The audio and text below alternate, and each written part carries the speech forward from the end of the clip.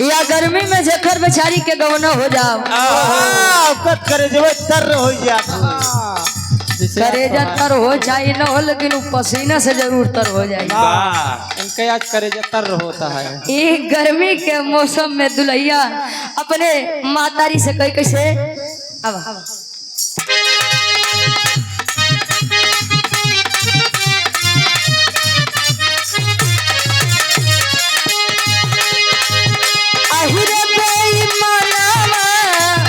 ले जाला जमाना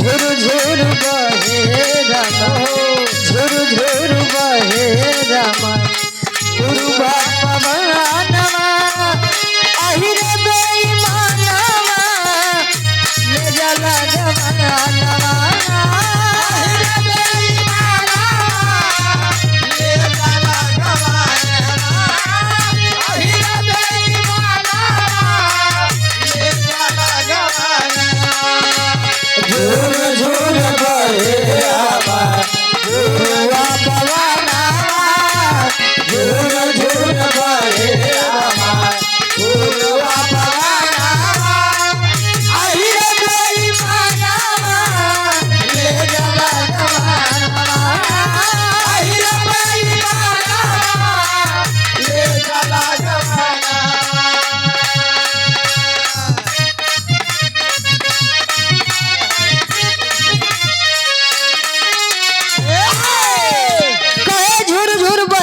पूर्वा पवनवा अहिरे बेईमानवा ले जाला गवनवा। अरे हीरा बेईमानवा हाँ क्यों के तनो कुछ करे लेकिन बदनाम केवल हिर बिरादरी वाले होते जनत है के। ये गीत मार्केट में बड़ी वायरल बा कैसे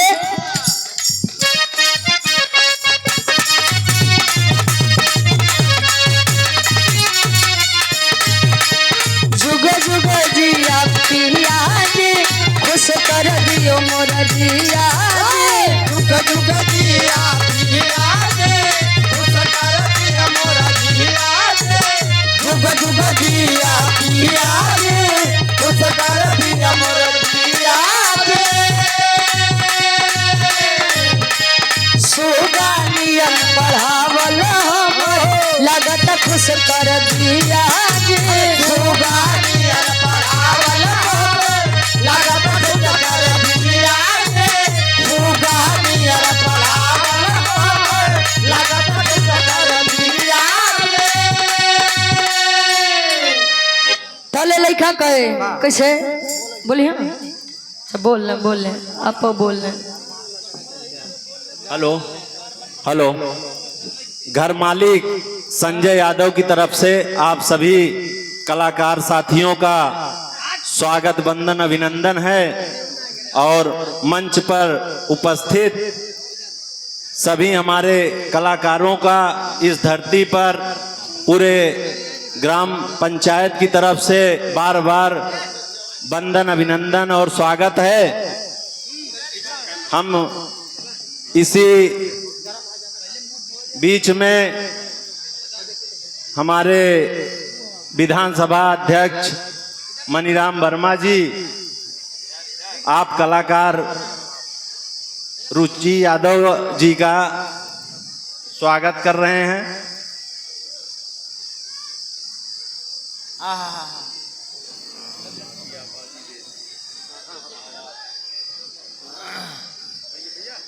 इसके बाद हमारे घर मालिक आप सभी कलाकारों को गमछा भेंट करते हुए सबको सम्मानित करेंगे।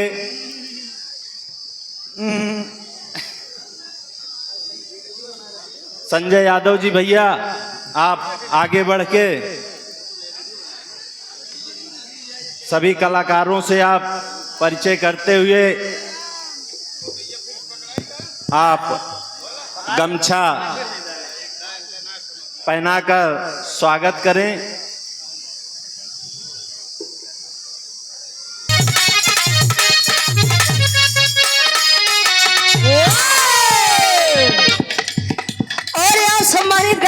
की परिचय के मोहताज नहीं है। आप अब है राज यादव जी, हमरे पूजनीय चाचा जी। आज एकदम परिवर्तन ही आएगी बात। आप गार्जियन जी के द्वारा 100 रुपया बहुत बहुत धन्यवाद। आशीर्वाद के चारी के मुझे अपनी कला में कामयाब रहे।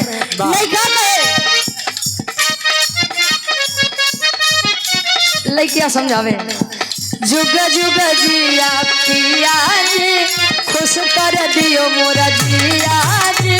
जुग जुग जिया पिया जी, खुश कर दियो मोरा जिया जी। जुग जुग जिया पिया जी, खुश कर दियो मोरा जिया जी। सुगानियन पढ़ावल हमर लागत से कर दिया जी। सुगानियन पढ़ावल हमर लागत से कर दिया जी। सुगानियन पढ़ावल हमर लागत से कर दिया जी।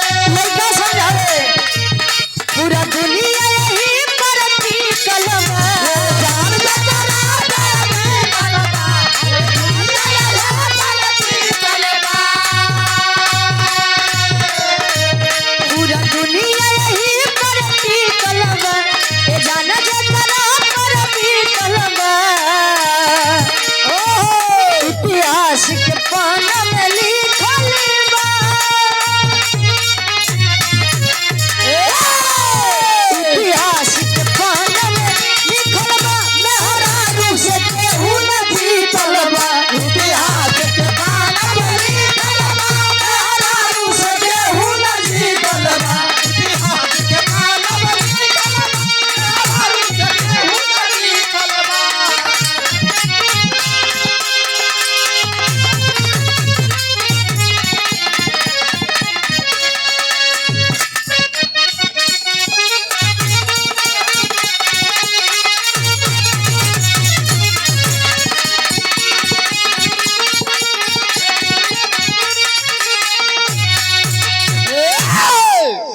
ई तो क्षणिक आनंद रहे, क्षण भर के आनंद रहे। बड़ी ऐतिहासिक सरजमी बा, बड़ा बिहार के पारखी लोग यहाँ पर बैठे हुए हैं। स्वामी गया जगन्नाथ जी के कृपा कैसा बका भाई, आप लोग हमरे सीताराम चाचा से बड़ा बखूबी सुना है। लोग कहते हैं कि जो बच्चा अपने पुत्र होने का कर्तव्य, अपने पुत्र होने के कर्तव्य का ना निर्वाहन करे तो जान लो करू लइका योनि सफल नहीं बा। कहा जाता है 84 लाख योनियों में भटकने के बाद एक मानव तन मिलता है। जब मानव तन मिलत हो गुरु जी आदमी ज्यादा से आज के वो जमाना बा कि लोग अपने दुख से ज्यादा दूसरों के सुख से परेशान है। खुद के घरे में खाए के नहीं बा ई नहीं देखे हैं, लेकिन पड़ोसी कैसे 2 टाइम बढ़िया खात बा ई बड़ा बखूबी देखे हैं कि कैसे 2 टाइम बढ़िया से खात बा। और आप आशुतोष यादव जी पूर्व विधानसभा उपाध्यक्ष प्रतापगढ़ से गार्जियन जी के द्वारा ये 100 रुपए का सम्मान, बहुत बहुत धन्यवाद। आशीर्वाद के चारे के मुझे अपनी कला में कामयाब रहे। एडवोकेट आप विजय यादव साईं, प्रत्याशी भावी जिला पंचायत सदस्य वार्ड नंबर 32 रामगंज भादर की सरजमी से आपके द्वारा 100 रुपया, बहुत बहुत धन्यवाद। आइए चारों धाम का दर्शन दीदार करने के उपरांत लोग यहाँ पर आकर के गया जगन्नाथ जी के भंडारा देते। तो तू क्या गुरु जी उत्पत्ति करवावा है। हाँ अब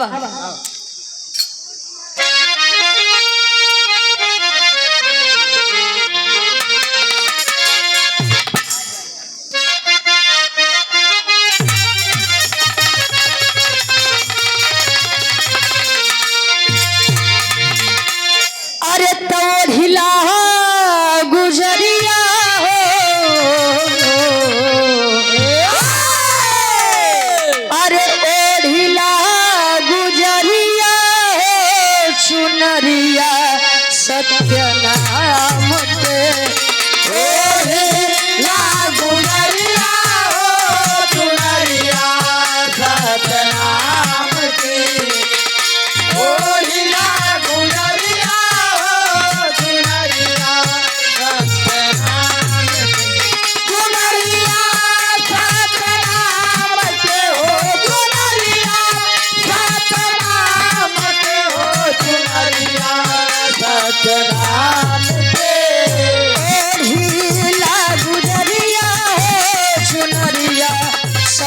नाम से। ओढ़ेला गुजरिया हो चुनरिया सतनाम की। ओढ़ेला गुजरिया हो चुनरिया सतनाम की।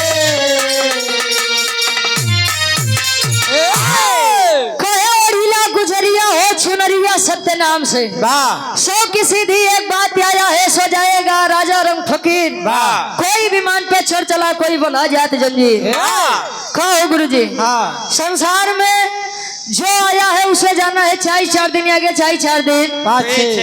लोग कहते हैं कि सतयुग त्रेता द्वापर कलयुग वाह इन चारों युगों की अपनी अपनी एक आयु निर्धारित की गई है। वाह आप ही लोग कहा था कि रहा बेटा वाह जले कलयुग के अंत नियर आई। वाह तब बेटा भाटा लगी से तुराई। वाह तब भाटा लगी से तुराई। हाँ लोग बताते हैं कि कलयुग के अंत में मनुष्यों की लंबाई 3 इंच या 5 इंच हुई। वाह कहो गुरुजी जब आदमी इतना छोटे है तो लग्गा कितना बड़ा के लेके चलिए बाल वाला लगा रहे। जब पालजी वाला लग्गा लेके चलिए रहे। ए भैया जरूरी नहीं है कि हर एक समाज में व्यक्ति बड़ा अच्छा हो। हर एक समाज में हर एक जतिये में 2-4 उत्पाती जन्म ले लेते। कतो कतो होते कि पीढ़ी दर पीढ़ी अपन इज्जत बनाई क्या आ एक लड़का केवल कुल के नासी जन्म ले ले। कहें जा सारे मारा खानदान के इज्जत डुबाई दी है। तो कहूँ कहूँ हो तो कि पीढ़ी दर पीढ़ी कुछ न कर पावे लेकिन एक लड़का अगर लायक जन्म ले तो ओके गांव समाज में बड़ी इज्जत मिलत है यार कि फलाने के माई बाबू है। कहीं कहीं होता है कि बच्चे माता पिता के नाम से जाने जाते हैं तो कहीं कहीं होता है माता पिता बच्चों के नाम से जाने जाते हैं। अरे ये दोनों एक दूसरे के पूरक है। तो सब बढ़िया कवि जी फौज में लिखते हैं कहानी के करवा कैसा बा आवा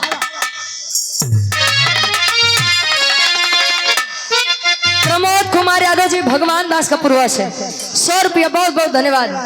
अरे गाया सुर ललना के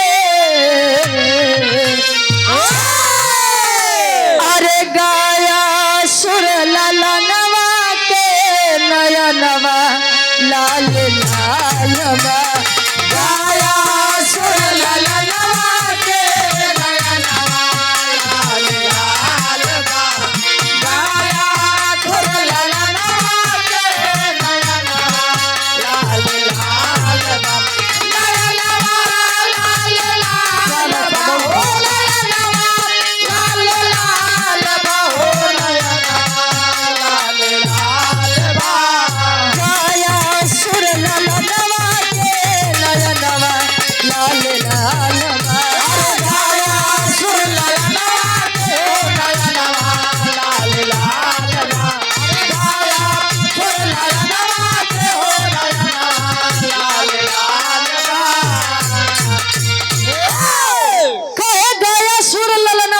नयनवा लाल लालवा गयासुर राक्षस योनि में जन्म लिया था लेकिन जब से भी गयासुर जानने लायक समझने लायक हुआ तब से गयासुर सदैव सात्विक विचारधारा का था। देवताओं के प्रति ना तो कोई ईर्ष्या थी ना तो कोई द्वेष की भावनाएं थी। जब से समझे लायक भक्त तब से भगवान विष्णु जी के बड़ी बरियार भक्ति आराधना वंदना करे। ए भैया पहले के लोग 10,000 बरिस 20,000 बरिस केवल और केवल अपन भक्ति भाव भजन करे में लगा दे। जब देवी देवता प्रकट हो तो यह कहा गुरु जी मांग ले बेटा जो मांगना हो तोरे मन में जवन होए तवन मांगिला।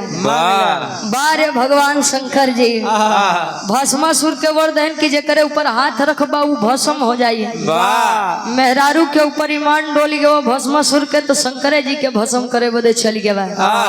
यहाँ से गलत जगह पे आशीर्वादो दे बड़ा गलती बा। ए भैया भगवान विष्णु प्रकट हुए गए से बोले बोल बेटा क्या चाहिए। कहे कि ऐसे ना पहले तिरवाचा बांधा कि जवन मांगब तुम देबा जवन मांगब तुम देबा जवन मांगब तुम देबा। मांग ले बेटा का चाहिए? मैं बोल बेटा अच्छा पहले के मर्दन के बात ही रहे कि रघुकुल रीति सदा चली आई, प्राण जाई पर वचन न जाई। बात खातिर आदमी मर मर मर मिट्टी है गुरुजी, लेकिन बात कटना चाहिए, कट के नहीं चाहिए। विष्णु जी से जब तिरवाचा बंधास गया सुर तो गया सुर वरदान मांगत बा। का वरदान है अंतरा के पहले अंताल में कवि जी लिखे कैसे?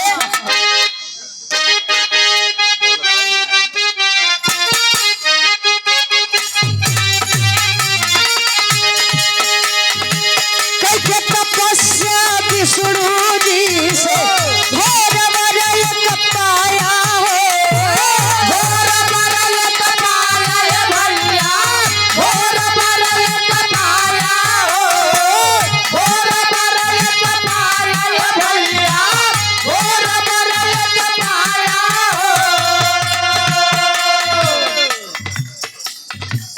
अलिया कपूरवा से आप गार्जियन कल्लू यादव जी 100 रुपया बहुत बहुत धन्यवाद। कई के तपस्या विष्णु जी से भोज मरल कपाया हो,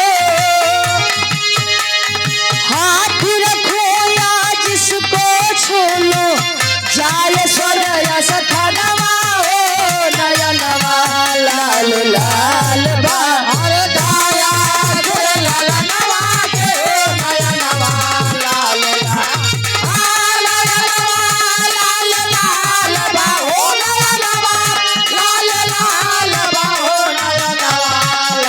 लाल बाया सुर ललनवा के नया नवा लाल लाल बाया सुर ललनवा के नया नवा लाल लाल बाया।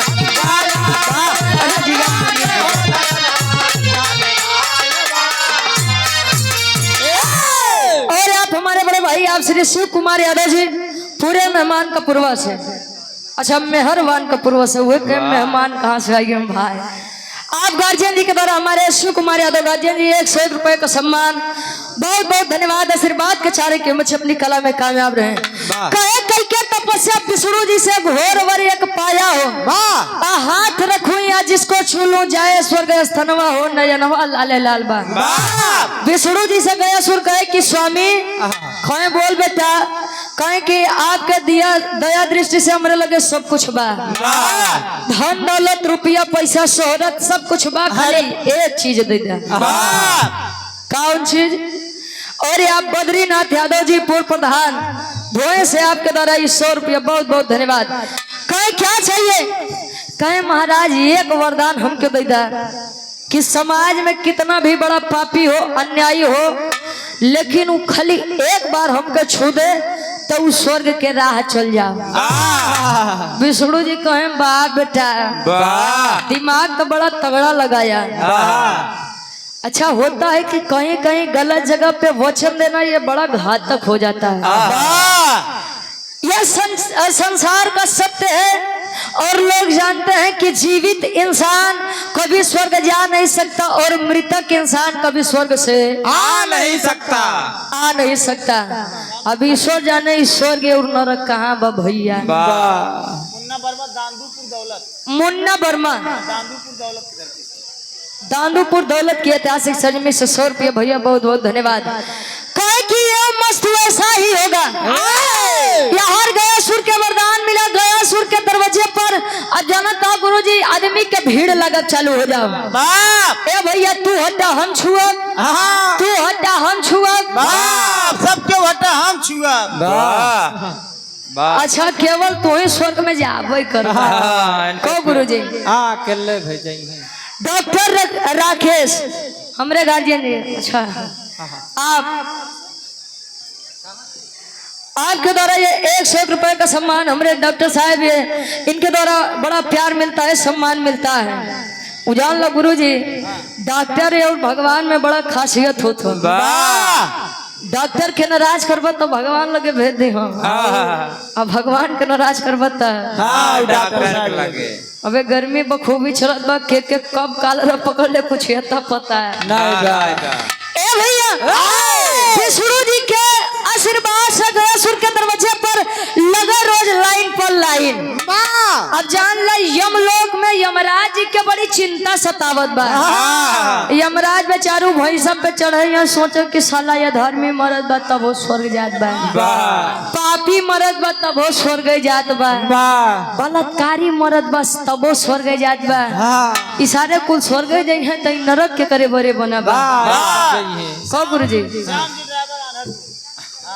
और यार सम्मानित गार्जियन जी श्याम जी ड्राइवर जी कांधरपुर से, अच्छा हमारे गार्जियन जी 51 रुपया बहुत बहुत धन्यवाद आशीर्वाद के चाह रहे हैं। अंतरा के दूसरे अंताल में कवि जी लिखते हैं कैसे,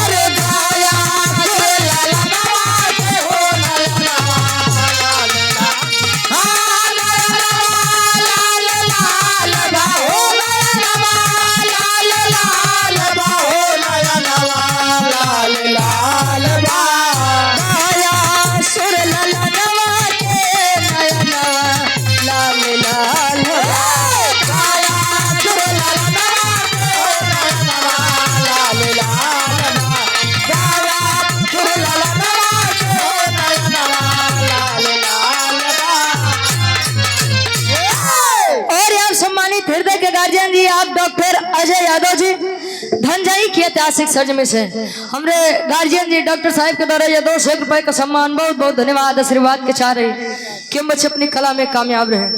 और यहाँ प्रदीप यादव जी प्रधान जी बनवीरपुर छाछा आपके द्वारा 200 रुपए का सम्मान बहुत बहुत धन्यवाद। भीम यादव आप बाबूजी के द्वारा 21 रुपया बहुत बहुत धन्यवाद। उदय राज यादव जी कांधरपुर के ऐतिहासिक सर्जमी से आपके द्वारा 100 रुपया भैया बहुत बहुत धन्यवाद आशीर्वाद के चारे कि मुझे अपनी कला में कामयाब रहे। कहे बोले विष्णु गया सूर से स्थल पवित्र बताया हो।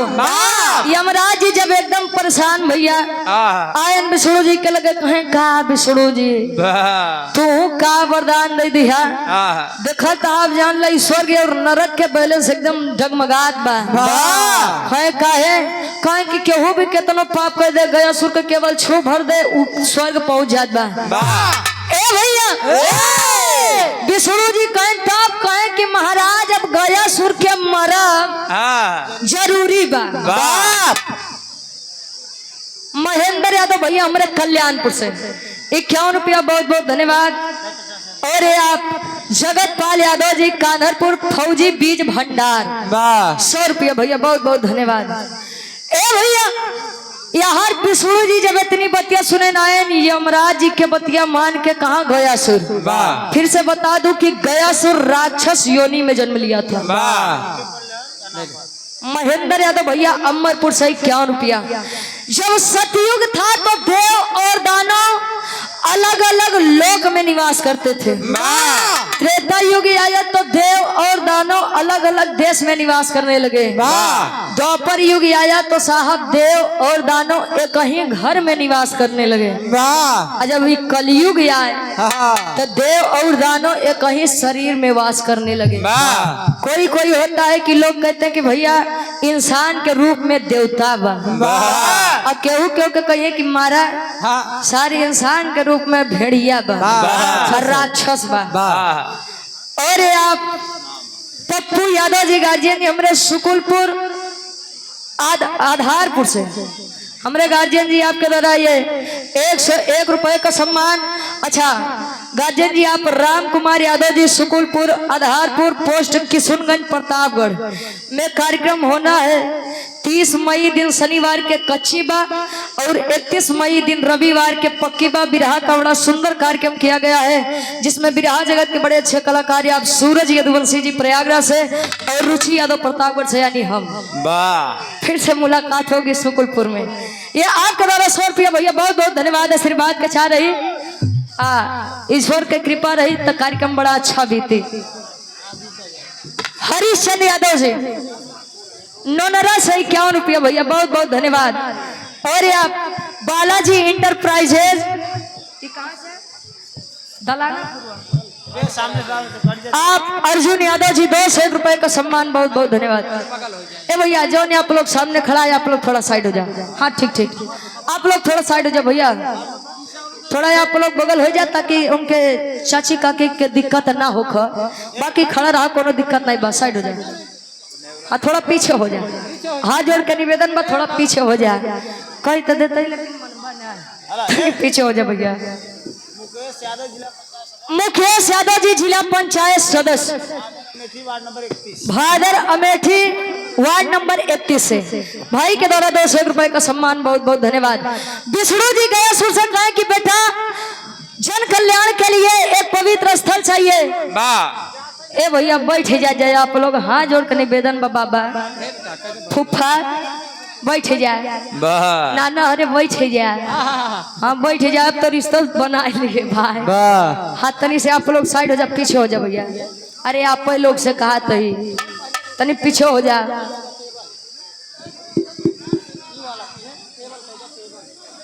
जलो 2 आदमी बढ़िया ना आए जाए थोड़ी सुनाई, फुफा देखा उनके।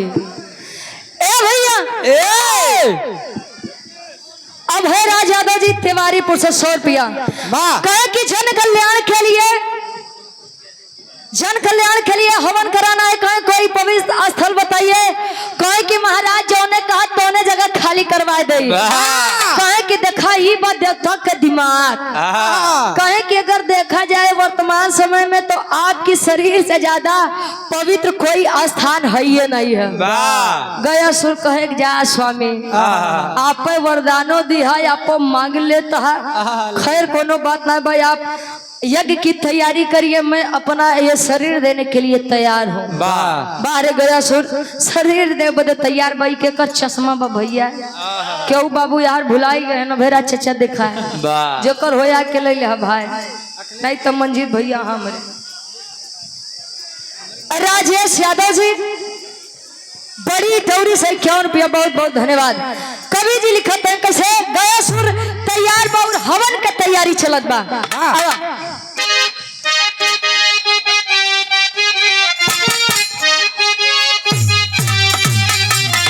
आप बड़े भाई योगेश यादव जी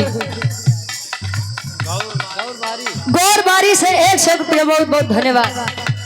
यज्ञ किए सीने पे चढ़ के तब प्राण न जाए हो, तब प्राण न जाए भैया, तब प्राण न जाए हो, तब प्राण न जाए भैया, तब प्राण न जाए हो। गदा उठा कर रखे गदाधर,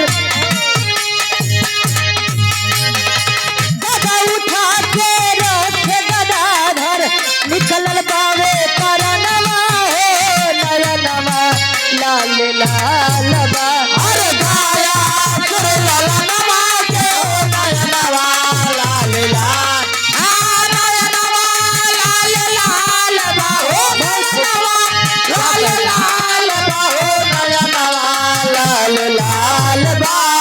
गाया सुर ललनवा के नयनवा लाल लाल,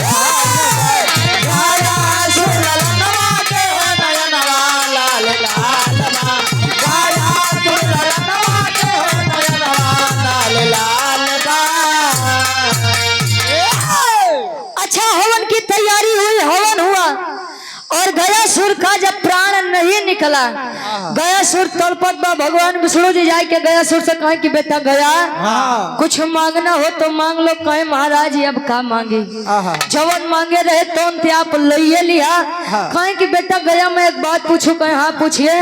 कहे यदि तू चाहता तो अपनी बात से मुकर सकता था कि महाराज हम अपन देह नहीं देबे, फिर भी तूने ये दे दिया क्यों? कहे महाराज ये वैसे भी नासोर तन कोनो काम के बा नहीं। अगर मैं भी आपके साथ धोखा कर देता तो मेरे पीढ़ियों में और मुझ में क्या अंतर निकलता।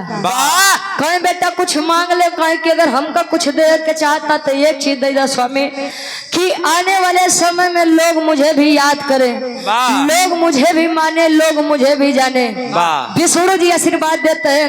आज वही गयासुर के नाम से आज एक स्थान पवित्र तीर्थ स्थल बा। कौन स्थल? आखिरी भाव बा। अजय यादव जी घूरे कपूरवा से 100 रुपया सोहर आए 51 रुपया। लकी यादव जी आपके द्वारा ये दलापुर के ऐतिहासिक सज में से 51 रुपया सोहर। अरे बाल लागत घरे लड़का के भाव। रमेश यादव भैया हमरे दला कपूरवा से 51 रुपया, बहुत बहुत धन्यवाद आशीर्वाद के साथ। और आप माँ कालिका स्टूडियो खुटहाना संग्रामपुर अमेठी से प्रोपराइटर बड़े भाई आप मिथुन श्रीवास्तव जी और ब्रिजेश वर्मा हमारे भाई के द्वारा 100 रुपया। ईश्वर तेरे काम में दिन दुना रात सुगना तरक्की हो।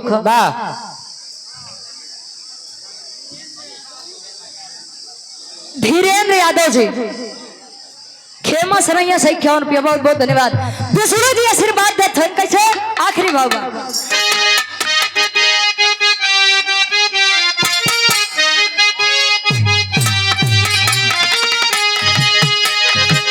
गया जिला यौरी गया धाम के भइल त बहुत पाती हो, भइल त बहुत पाती भैया, भइल त बहुत पाती हो, भइल त बहुत पाती भैया, भइल त बहुत पाती हो। राजकुमार यादव साईं होटल रामगंज नहर के बगल 51 रुपया काम में दिन दुना रात चौगना तरक्की हो। और आप सम्मानित गार्जियन जी सुभाष यादव जी सरौली की ऐतिहासिक सजमी से गार्जियन जी के द्वारा 100 रुपया। भगवान विष्णु गयासुर के वरदान दिए कि बेटा गया तूने मेरे लिए इतना बड़ा कार्य किया है तो मैं तुझे वरदान देता हूँ कि आज से तेरे नाम से इस स्थान को लोग जानेंगे और जो भी तेरे इस स्थान पर आएगा उसकी एक नहीं बल्कि कई पीढ़ियों का तरफदार होगा। चले जाइए बिहार प्रांत के गया जिला गया धाम में फाल्गु नदी के किनारे लोग अपने पुरखों का पिंडदान करने के लिए गया धाम में जाते हैं। पहली शुरुआत बिहार से होती है जहाँ मर्यादा पुरुषोत्तम राम जी सीता जी लक्ष्मण जी के साथ गए थे, लेकिन माई सीता अपने ससुर राजा दशरथ जी के पिंडा पारे रही। बाहरे उ जमाना बाहरे ईश्वर के देन बा कि आजकल भी ईश्वर के मनुस्मृति बा भैया आशीर्वाद बा। लोग अपने पूर्वजन के सम्मान करते हैं जो हाथ चल जाते हैं केवल विश्वास के डोरी से। एक बार आप लोग जयकारा लगा दीजिए। बोलिए स्वामी गया जगन्नाथ जी की जय। जगन्नाथ स्वामी के कृपा बने कि सब काम बढ़िया से भी। तो आखिरी भाव डॉक्टर ललित यादव जी कटारी के ऐतिहासिक सजमी से हमारे गार्जियन जी आपके द्वारा 200 रुपया, बहुत बहुत धन्यवाद। अब जयराम कोटेदार साहब 100 रुपया इसी ग्राम से, बहुत बहुत धन्यवाद। गया जिला और गया धाम के भइल त बहुत पाती हो, रुचि यादव मलेंदु कवि के अरे रुचि यादव मलेंदु कवि के अरे सुंदरिया है रचनवा हो नयनवा लाल लाल बा अरे गाया सुर लाला नवा के नयनवा लाल लाल बा नयनवा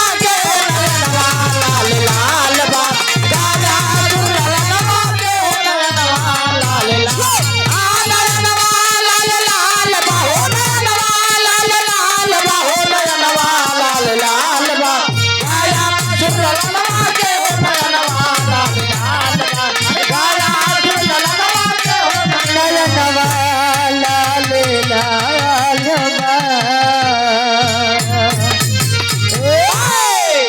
धन्यवाद। गा बजाओ का में कोनो गलती का सुर आप लोग आप लड़के बच्चे समझ के माफ किया।